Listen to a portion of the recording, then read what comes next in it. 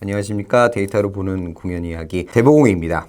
예, 오늘 문화예술 데이터연구소 대표 도준태 대표님과 같이 이야기를 나누도록 하겠습니다. 네, 안녕하세요.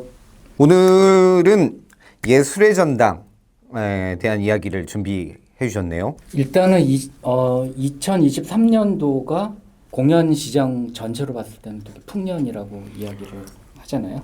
그런데 보통 우리가 이제 코피스 데이터를 좀 통해서 여러 가지 이제 공연 시장이 확장된 부분에 대해서는 이제 저뿐만 아니라 뭐 이제 여러 자료들이 이제 나오고는 있는데, 사실 뭐 그 예술의 전당 하면은 제일 떠오르는 게 또 좀 클래식 음악이지 않습니까? 그렇죠. 예. 그런데 좀 예술의 전당 그 좀 데이터가 그동안 좀 이렇게 많이 소개되지 않았었던 좀 부분들이 있었어요. 네네. 예. 그런데 이제 최근에 예술의 전당에서 이제 2019년부터 2023년까지 5년간의 그 예매 데이터가 이제 공개가 되었습니다. 아, 그래요? 네. 예. 그래서 평소에 예술의 전당 되게 자주 가기도 하고 뭐 좀 하는데 이런 데이터를 이제 보니까 너무 반가워서 네, 반가운 마음에 덥석 분석을 하셨군요.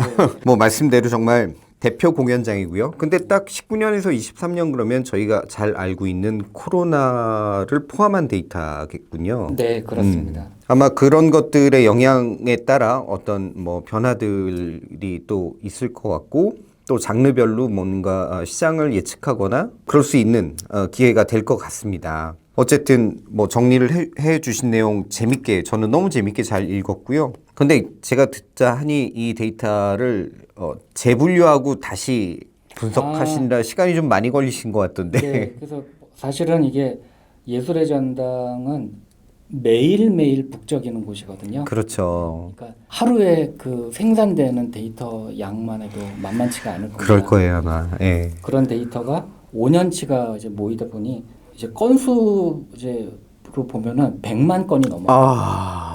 정확하게는 104만 8,575건인데 그래요? 제 막 노트북 다운되고 막 난리가 났었습니다. 네. 그 말씀만 들어도 굉장히 흥미로운 시작인데요. 어쨌든 이제 방식은 장르별로 한번 이렇게 검토하는 방식인 네. 것 같습니다. 네, 일단 클래식 장르를 보면은요, 한 40대, 50대 여성이 굉장히 어떤 예매 적극성을 보인 좀 주구매층이라고 이제 나왔습니다. 보통 이제 뮤지컬 같은 경우에는 이제 20, 30대 여성이 이제 가장 강세라고들 하지 않습니까? 예, 그렇죠. 예. 그런데 이제 클래식 음악, 특히 이제 예술의 전당 같은 경우에는 그 40, 50대 여성분들이 이제 가장 티켓을 많이 구매한 것으로 좀 나타났는데요. 그럼 이게 좀 뭐 전체적으로 다 그런 것인가? 아니면 뭐 공연별로 뭐 조금 다른 부분들이 있나? 그래서 몇몇 피아니스트를 좀 대상으로 네네. 이제 좀 구분을 좀 해보았어요. 뭐 다 잘 아시는 이제 피아니스트 손여름 네. 이제 씨가 이제 23년도에 4번의 공연을 했습니다. 예술의 전당에서. 그래서 그거를 좀 다 모아봤더니 30대에서 가장 그 티켓 구매력이 높더라고요. 좀 전에 클래식은 40, 50대라 하셨는데 네. 손여름 씨만큼은 또 30대인 네, 거네요. 그렇습니다. 그래서 이게 공연마다 조금 다른 양상을 보이는구나. 그래서 또 좀 다른 아티스트를 찾아봤어요. 네. 방클라이번 국제 콩쿠르에서 1위를 해서 8원을 몰고 온 유명한 피아니스트가 또 있으시죠. 이문찬 씨의 이제 또 공연을 좀 살펴보았습니다. 이문찬 씨는 이제 예술의 전당에서 2번의 공연을 하셨거든요. 40대 그 여성의 구매력이 엄청나게 높아요. 압도적인데요, 40대가. 네, 그렇습니다. 좀 전에 말씀하신 손여름 씨 같은 경우는 30대, 40대가 굉장히 많은 분포, 네. 50대도 어느 정도 분포됐는데 이민찬 씨는 거의 40대가 압도적이네요. 그래서 이게 약간 뭐 일종의 팬덤 현상이라고 좀 생각은 드는데, 뭐 그 클래식 쪽에서도 팬덤 현상은 있어 왔습니다. 주로 이제 젊은 학생층에서 많이 나타나고 했었는데, 그런 연령층이 좀 그 범위가 좀 확대된 거 아닌가 그런 생각이 좀 들고요. 네.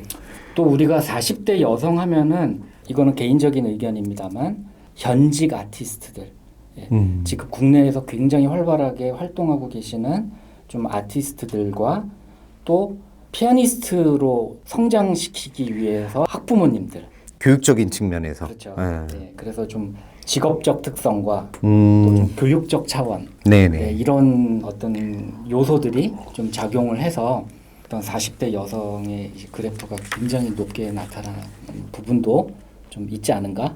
최근에 아주 유명한 콩쿠르에서 상을 받은 피아니스트의 연주를 피아노를 공부한 나의 자녀한테 보여주고 네. 싶은 부모의 마음? 그렇죠. 아, 네네. 충분히 이해할 수 있어요. 예, 예. 또 그런 반면에 50대가 또 두각을 나타내는 또 공연들이 있더라고요. 이런 경우에는 좀 뭐 전통적으로 약간 세계적 명성의 오케스트라 있지 않습니까?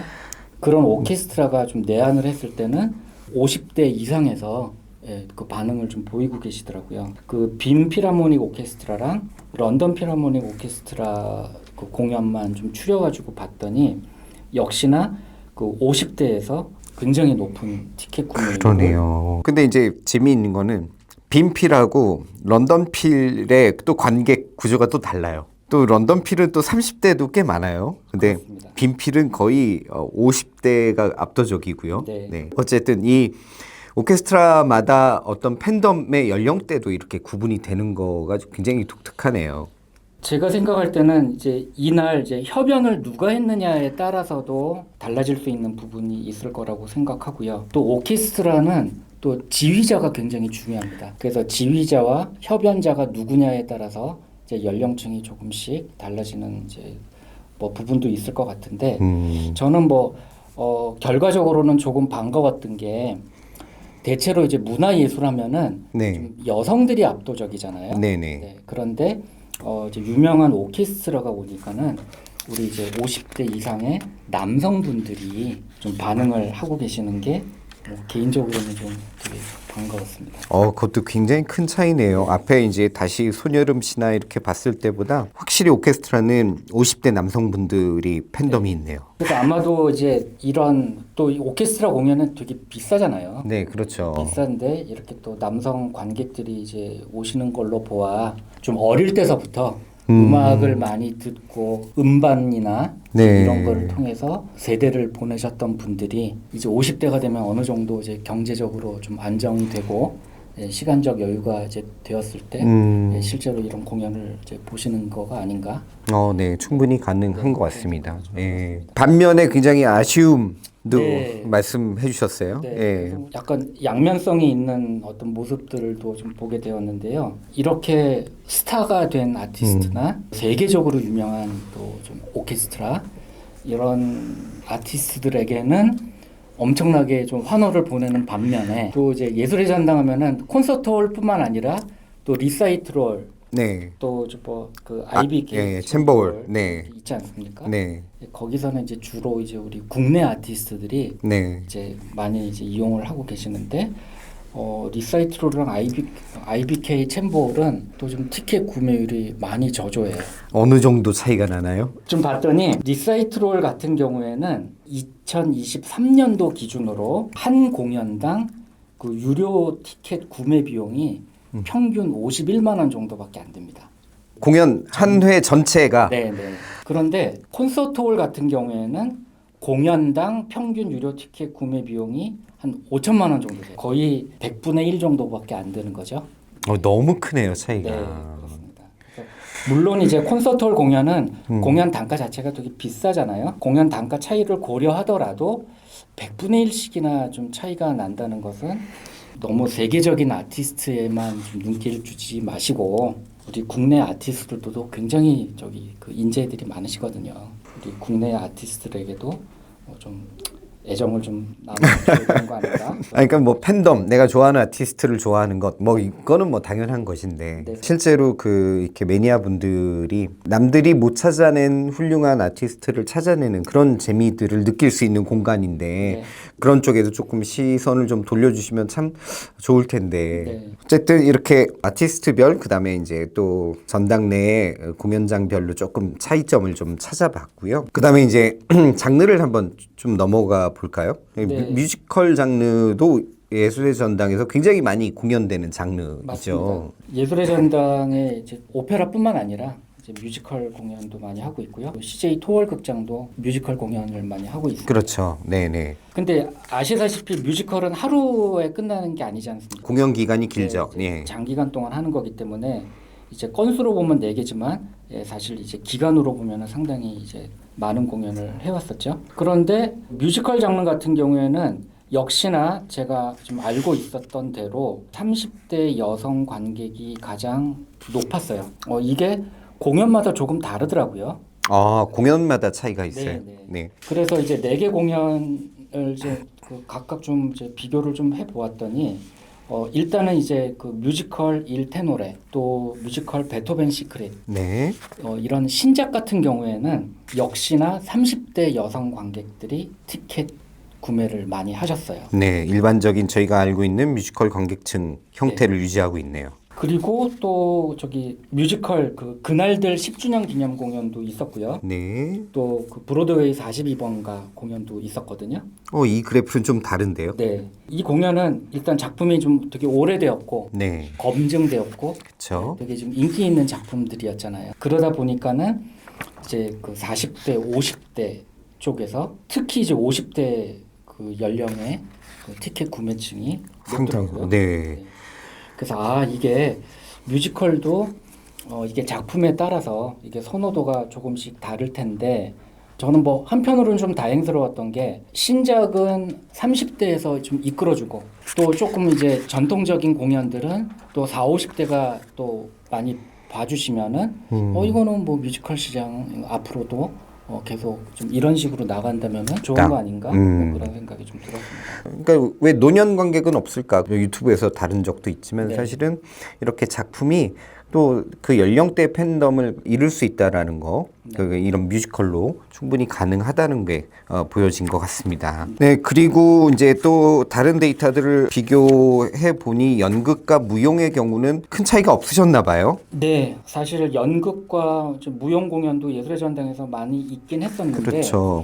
잠깐 그냥 언급만 좀 하자면 23년도 기준으로 연극 같은 경우에는 20대 티켓 구매층이 가장 높더라고요. 그러네요. 네, 그렇고 이상하다. 어떻게 20대가 가장 높지? 하고 연도별로 좀 분석을 해보았어요. 네. 그랬더니 역시나 23년도가 조금 특이한 케이스였고요. 2019년, 20년, 21년 이렇게 쭉 보았더니 20대가 가장 구매율이 높았었던 적은 23년이 처음이었던 것 같습니다. 그러네요. 그래서 뭐 때문에 그랬지라고 봤더니 셰익스피어 인 러브라는 연극이 있지 않았습니까? 네네네. 이 공연이 워낙 히트를 치다 보니까 네. 이때 20대 연령들이 굉장히 많이 몰렸던 게 주요 원인으로 나타난 것 같습니다. 네네. 뭐 이것 또한 어떤 작품이 갖고 있는 관객층이라는 것은 저희가 그냥 공연 기획을 할 때도 약간 그 설정을 명확히 못하는 경우들이 많아요. 그러니까 뮤지컬 그러면 그냥 20, 30대, 그다음에 연극 그러면은 뭐 30, 40대 이렇게 개념적으로만 관객을 타겟화하는데 네. 실제 작품별로 이렇게 예술현당 작품만 놓고 이렇게 비교해도 작품별로 이렇게 더 구체적으로 연령대를 만날 수 있다는 거, 네. 또 그것은 어떻게 홍보할지 어떻게 마케팅을 할지에 대한 가이드가 될 수도 있겠다는 생각이 드네요. 좀 충분히 가능하다고 보고요. 그런데 역시나 일단 40, 50대 중장년층 또는 네. 50, 60대들을 위한 좀 콘텐츠 작품들이 조금 더 많이 늘어나야 아까 뮤지컬처럼 어떤 특정 공연에 대해서는 특정 연령대가 움직일 수 있게끔 하려면 어떤 좀 작품의 다양성이 조금 더 필요하지 않나? 그 부분이 제일 중요한 것 같아요. 네. 작품의 다양성. 네. 그냥 20, 30대만 바라보고 작품을 기획하는 것이 아니라 조금 다양한 관객층을 바라보고 네. 알겠습니다. 이렇게 그 한 극장의 여러 가지 데이터를 집중적으로 분석을 해서 보는 건 저도 처음이고 대표님이 이렇게 해주셔서 들어보니 개념적으로만 알고 있던 어떤 사실들을 조금 더 구체적으로 확인할 수 있었던 것 같습니다. 이렇게 분석을 하시면서 관객에게 영향을 주는 요소라고 이렇게 쭉 정리를 한번 해주셨어요. 제가 이제 예술의 전당 그 자료들을 보면서 좀 이제 좀 느꼈던 게 우리가 이제 그 코로나 시기를 거치면서 네. 무슨 온라인 영상이라든지 그런 어떤 대체 수단들이 많이 나오지 않았습니까? 네네. 그래서 앞으로 어떻게 될 것이냐에 대해서 되게 많이들 궁금해하시고 뭐 이제 이런 뭐 과정을 거쳐 왔었는데 네. 적어도 예술의 전당을 찾는 그 매니아들이라면 어떤 온라인 영상들이 지금보다 더 발전된다 하더라도 크게 영향을 받지는 않을 것 같다. 그러나 이제 또 이제 관객에 영향을 줄 수 있는 거는 티켓 가격이에요. 아, 너무 비싸졌죠. 네. 너무 비싸거든요. 클래식 얼마입니까? 제일 비싼 티켓이? 그러니까 지금 이제 23년도 기준에 예술의 전당에서 가장 비쌌던 티켓은 55만 원입니다. 와. 그럼 이게 언제까지 이렇게 높아질 것이냐. 그래서 아직까지는 관객이 구매를 하겠지만 도대체 이 마지노선은 얼마지? 라는 것을 궁금하긴 하더라고요. 네. 뭐 여러 가지 요소가 있지요. 가격이 올라가는 것은. 하지만 어쨌든 이 훌륭한 공연을 보고 싶지만 못 보는 사람이 생기는 상대적 박탈감 또한 생기지 않을까 이런 우려가 들긴 합니다. 23년도가 좀 특별한 케이스였는데 굉장히 유명한 해외 단체들이 많이 오셨죠. 그런데 이게 내한 공연 같은 경우에 저도 과거에 그런 사례를 직접 이제 경험한 적이 있었는데 그 미국의 9.11 테러 사건이 일어나지 않았습니까? 그러면서 그 전 세계적인 해외 아티스트들의 투어가 다 멈춰버렸어요. 그래서 공연 다 취소되고 연기되고 뭐 이랬던 적이 있거든요. 그래서 이런 다양한 변수로 인해서 그런 내한 공연의 수급 문제, 해외 초청이 만약에 이제 좀 어려워지게 된다면 그때는 어떤 예술의 전당에 또 어떤 변화가 생길지 그런 것도 저는 영향을 받을 수 있는 요소라고 보거든요. 아, 그러니까 지금 예술연당의 클래식 공연 중에 아까는 뭐 사례로는 전 세계적으로 유명한 우리 아티스트들 사례를 분석했지만 실제 전체적으로 본다면은 내한 공연의 비중이 굉장히 높죠. 맞습니다. 네. 근데 이 내한 공연이 없을 때 클래식 공연을 보러 관객들이 예술연당을 갈까? 이런 말씀이시죠. 그 옆에 훌륭한 한국 아티스트들이 공연을 하고 있는데 너무 내한 공연 위주, 그러니까 내한 공연 의존도가 너무 높은 게 이제 현실이거든요. 근데 이제 상황이 어떻게 될지 모르잖아요. 네, 그럼요. 그리고 뭐 실제로 요즘에 어떤 국제 정세라든지 이런 거 생각해 보면 되게 변수들이 많습니다. 그리고 사실은 그런 비용들이 입장료 상승 문제로 이제 결과로 나오기도 하고요. 맞아요. 그래서 저는 이제 우리 클래식 매니아들도 너무 이제 해외 공연도 좋지만 좀 우리 국내 아티스트들의 공연 관람을 좀 저렴한 비용으로 좋은 퀄리티의 공연을 좀 일상적으로 좀 이렇게 하시면 훨씬 더 우리가 좀 문화를 향유하는 거에 대한 질도 높아지고 좀 뭐 그렇게 되지 않을까? 맞습니다. 그러니까 공연 시장이라는 것은 특이하게도 관객이 함께 만들어 나가는 시장이잖아요. 지금 정말 말씀대로 그 해외 오케스트라 너무 좋죠. 예. 하지만 이런 거죠. 달고 맛있는 것만 자꾸 지금 먹다 보면은 그 기반이 되는 국내 아티스트들의 공연들이 설 무대가 없어지고 사실 공연들이 없어진다면 저희의 클래식 시장 공연 기반이 굉장히 위험해질 수도 있다는 거죠. 어쨌든 예술의 전당을 중심으로 이렇게 이야기를 하다 보니 결국은 관객과 좋은 공연 그리고 우리 아티스트들이 잘 성장할 수 있는 공연 시장 그걸 관객과 함께 만들어가는 것 그것이 아마 예술의 전당이 그 역할을 할 수 있는 좋은 공간 이런 생각이 들고요. 뭐 개인적으로도 저도 좋아하는 것만 자꾸 먹지만 그러지 말고 좀 다양하게 선택을 하면서 그 시장이 존재할 수 있게 좀 도움이 된다라면 예, 그렇게 하는 것이 참 좋겠다는 생각이 또 드네요. 그리고 제가 서두에 좀 말씀드리지 않은 부분들이 있는데 오늘 제가 분석한 것은 유료 티켓 구매율을 이제 중심으로 좀 말씀을 드린 건데요. 네네. 이게 약간의 오차가 있습니다. 그게 이제 티켓을 구매를 하다 보면 연극 같은 경우에서는 그런 사례들이 좀 있었는데 어린이 공연인데 어린이가 카드 결제를 하지는 않잖아요. 그렇죠. 네네. 그러니까 주로 이제 부모님이 카드 결제를 하기 때문에 이제 구매 비율이 40대, 50대로 잡히는 이제 경향이 있겠죠. 하지만 실제 관람은 어린이 관객들이 되게 이제 많을 거 아닙니까? 그런데 그런 어떤 정확한 데이터를 뽑아내기는 어렵다. 저희 뭐 국내 공연 데이터로는 그걸 구분하기는 쉽지는 네, 않을 것 쉽지 같아요. 않을 예, 것 같습니다. 유추하거나 추측은 가능하지만, 뭐 충분히 가능한 변수인 것 같습니다. 예. 어쨌든 오랜 시간 들여서 이렇게 분석한 이야기를 저는 너무 재밌게 이렇게 낼름 즐겼습니다. 네, 어쨌든 오늘 전체적으로 예술의 전당의 관객의 소비 양상 및 관람 형태 분석 사실은 쉽지 않은 일인데 이렇게 또 분석해 주셔서 너무 즐겁고 재밌었습니다. 수고하셨습니다. 네, 감사합니다.